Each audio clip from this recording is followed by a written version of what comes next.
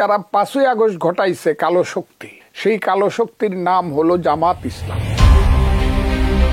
5 আগস্টের ঘটনা প্রবাহ ঘটিয়েছে কালো শক্তি, যার নাম জামায়াতে ইসলাম। আর এই শক্তির অগ্রবর্তী ভূমিকা পালন করছে ইসলামী ছাত্র শিবির, যারা দীর্ঘদিন ধরে ষড়যন্ত্রের মাধ্যমে দেশের রাজনৈতিক প্রক্রিয়াকে নষ্ট করার চেষ্টা করছে। আর তাদেরকে সার্জিস আলমরা যারা অভিনয় করেছে, সেই অভিনেতারা বলছে 5 আগস্টের আন্দোলনের মূল ভ্যানগার্ড ছিল ইসলামী ছাত্র শিবির। সার্জিস আলমরা যারা এইটার অভিনয় করছে, সেই অভিনেতারা বলছে 5ই আগস্টের আন্দোলনের মূল ভ্যানগার্ড ছিল ইসলামী ছাত্র শিবির এবং জামাত ইসলাম।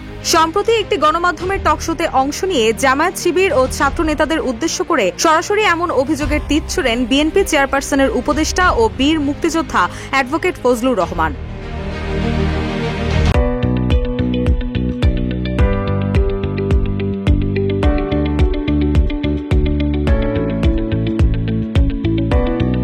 তিনি বলেন, আমরা ভেবেছিলাম 54 বছর পর আলবদর, আল শামস ও জামায়াত পূর্বপুরুষের গ্লানি ভুলে গেছে, কিন্তু বাস্তবতা হলো তারা আরো দ্বিগুণ শক্তি নিয়ে চক্রান্ত করে এদেশে নিজেদের প্রতিষ্ঠিত করার চেষ্টা করছে। 5 আগস্টের ঘটনার মধ্য দিয়ে সেই কালো ইতিহাস আবারও সামনে এসেছে।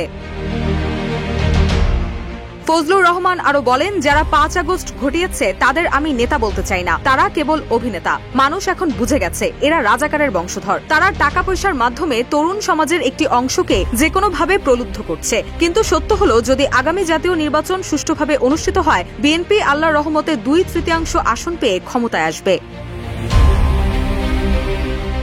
তিনি অভিযোগ করেন, জাতীয় ও আন্তর্জাতিক ষড়যন্ত্রের ফলেই জামায়াত আজ একটি শক্তিশালী অবস্থানে দাঁড়িয়ে গেছে। তাদের অর্থবিত্ত ও সাংগঠনিক শক্তি এতটাই বেড়েছে যে তারা দেশের প্রশাসন পর্যন্ত প্রভাবিত করছে। তার ভাষায়, আজ সারা বাংলাদেশে অ্যাসিলেন্ট থেকে ইউএনও, ওসি থেকে এসপি, ডিসি থেকে সচিব পর্যন্ত প্রশাসনে তাদের প্রভাব বিস্তার করেছে। কেবল প্রশাসনই নয়, দেশের bank, Bangladesh bank, insurance company, share market, হাসপাতাল, বিশ্ববিদ্যালয়, কলেজ ও ছাত্র সংগঠন সবখানেই তারা সক্রিয়ভাবে নিয়ন্ত্রণ প্রতিষ্ঠার চেষ্টা করছে।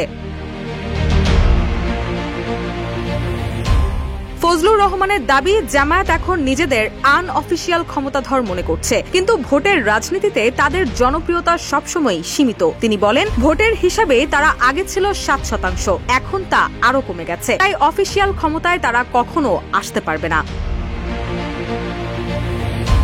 বিএনপিকে দুর্বল করার ষড়যন্ত্রের কথা উল্লেখ করে তিনি বলেন, জামায়াত নির্বাচনে যেতে চায় না, আর তাদের মুখপাত্র হিসেবে কাজ করছে এনসিপি। তারা নির্বাচনে যাওয়ার কথা বলে কেবল বিএনপিকে ধ্বংস করার চেষ্টা করছে, কারণ আজকে বিএনপি পাহাড়ের মতো তাদের সামনে দাঁড়িয়ে আছে ভোটের বেলায়। তার মতে, জামায়াতের এই কার্যক্রম শুধু রাজনৈতিক ষড়যন্ত্র নয়, বরং দেশের গণতন্ত্র ও মুক্তিযুদ্ধের চেতনার জন্য একটি বড় হুমকি। তিনি তরুণ সমাজকে সতর্ক থাকার আহ্বান জানিয়ে বলেন, তাদের টাকা পয়সার ফাঁদে পা না দিয়ে দেশের স্বাধীনতা ও সার্বভৌমত্ব রক্ষার দায়িত্ব নিতে হবে। রুশা সুর, নিউজ ডেস্ক, ইত্তেফাক।